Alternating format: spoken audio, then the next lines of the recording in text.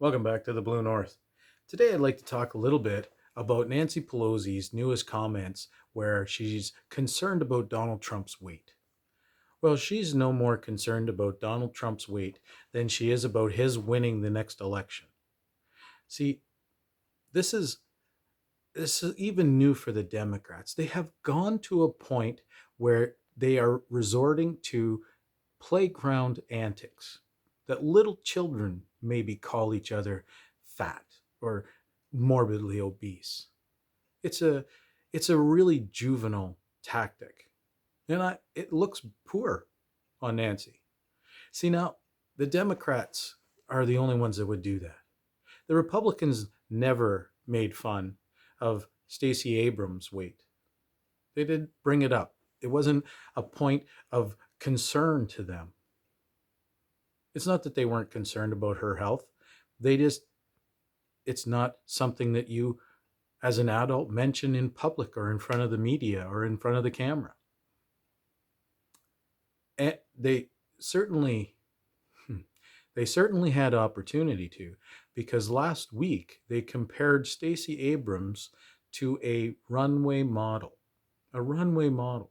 Now, if I was Stacey Abrams and they compared, and I looked like Stacey Abrams and they compared me to a runway model, I'm pretty sure I would have kind of taken the high road and said, maybe not runway model. I see you're trying to help me out here, but maybe going as far as to call me a runway model might be too far. Now, I'm not in the worst shape, but if somebody was to compare me to Mr. Olympia, I'm pretty sure I would say, oh, well, I'm no Mr. Olympia. But Stacey Abrams is the same woman who wouldn't actually, when she lost the governor's race, she wouldn't step down gracefully. So you're not expecting great things from a woman like that, but to allow them to write an article where you are compared to a runway model, she should have said something. I think it's a bit of a far fetch. But nobody on the Republican side made fun of her. And it showed great class. It showed that they're not about making fun of somebody just for any kind of gain. Now, Jerry Nadler has been a lot larger than he is right now, but nobody ever made fun of his weight. It's not something that they bring up because they're not juvenile. They're not children. They're not on a playground making fun of each other, trying to get the rest of the kids to pile on and make fun of them and make them feel bad.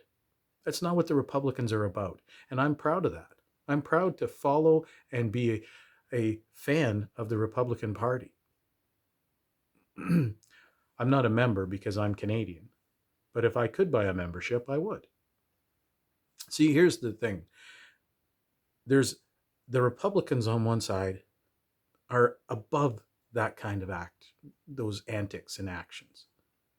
And then you have the Democrats who there seems to be no bottom to where they can go or where they'll go to make fun and try to just grasp at anything.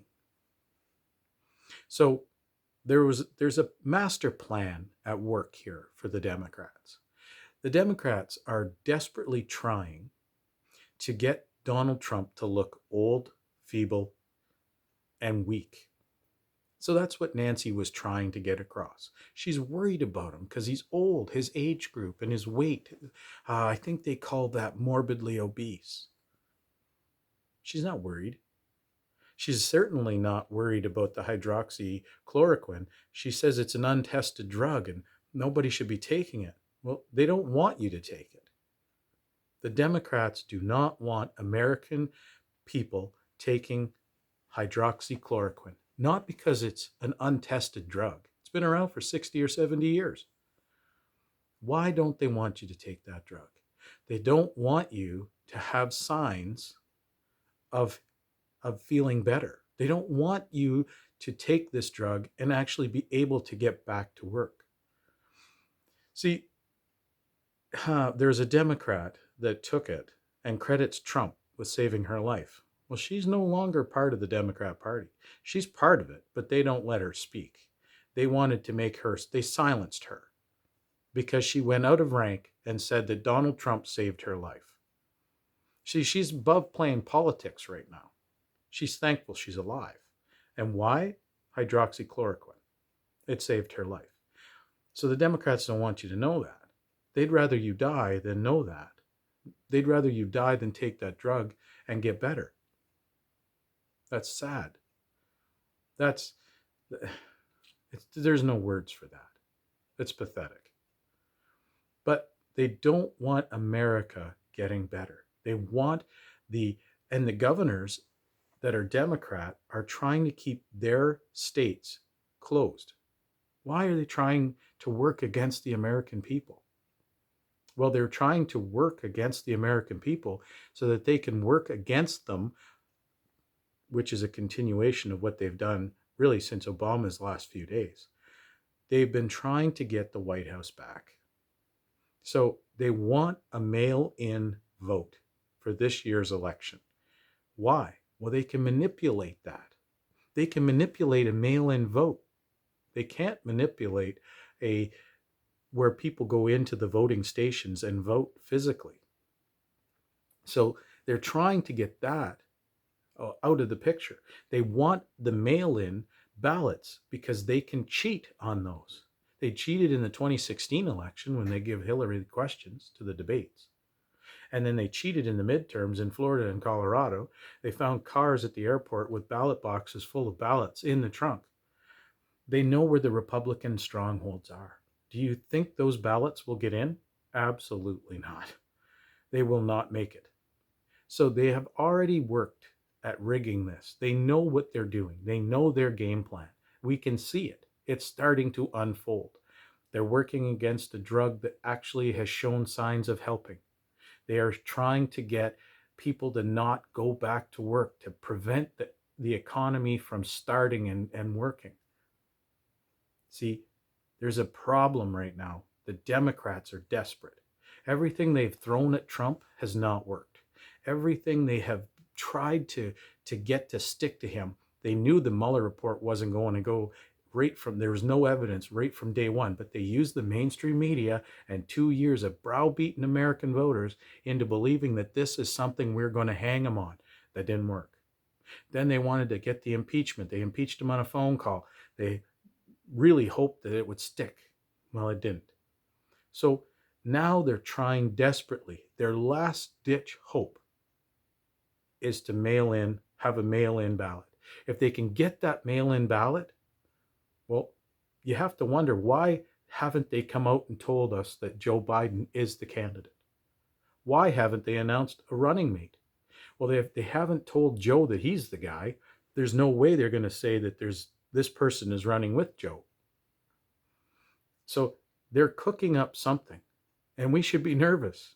We should be very nervous, because right now, if they get a mail-in ballot, you'll see Hillary Clinton come out of nowhere to be either a running mate or maybe a last-ditch effort. She could be the candidate.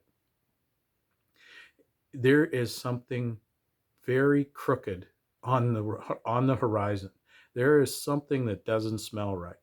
So I'm going to be staying right on top of this with the election this year. I'm going to be staying right on top of the mail-in ballot. That has to not happen. There's no way they can have a mail-in ballot, or it's going to be rigged right out of the gate. So hopefully they can get this country back open, and they can get the economy started to be stimulated. I think they are. I think it's inevitable. The American people are fighting for it. You see them taking governors, the Democrat governors, to court to have their states and everything, their daily lives back to normal. They're not going to let these Democrats rule them like dictators in the state level so that they can keep this country closed. They have to have it open. I'm hoping that everything gets back to normal. I hope there's some normalcy, and we're going to see that this mail-in ballot isn't going to work, because everybody knows it's going to be a great way for the Democrats to cheat. So hit that subscribe button. Stay tuned for more podcasts on the Blue North.